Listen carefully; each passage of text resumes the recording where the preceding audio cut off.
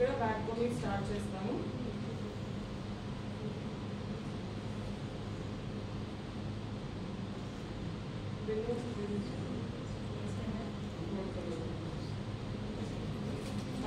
Back combing start చేస్తాము.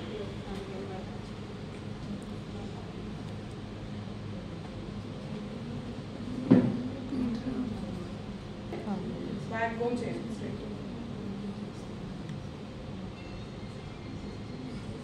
మీరు ఎంత బ్యాక్ కోమ్ చేస్తే మీరు అంత బౌన్స్ వస్తుంది.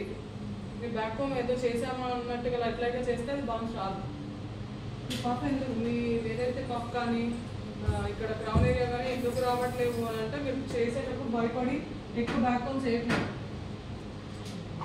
బ్యాక్ కోమ్ చేయకపోతే రాదు. మీరు బ్యాక్ కోమ్ స్ట్రాంగ్గా చేయకపోతే పఫ్ అనేది నీట్గా షేప్ రాదు.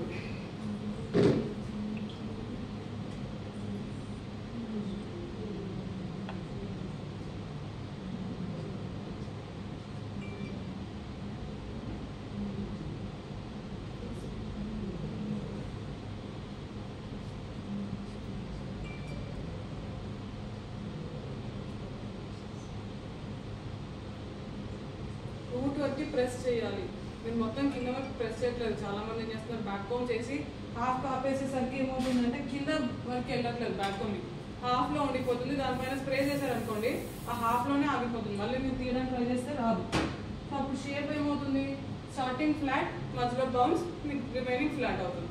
సో బౌన్సీనెస్ మొత్తం సేమ్గా ఉండాలి అంటే మీరు రూట్ దగ్గర వరకు బ్యాక్ కోమ్ చేయాలి కంపల్సరీగా.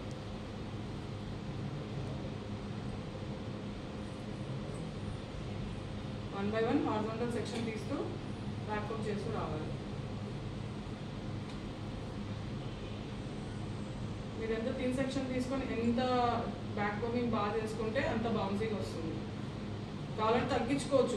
పెంచాలి అని అంటే మళ్ళీ బ్యాక్ కోమ్ ఓపెన్ చేసి చేయడం కష్టం. సో అందుకే ఫస్ట్ కొంచెం వాల్యూమ్ ఎక్కువ ఇచ్చినా సరే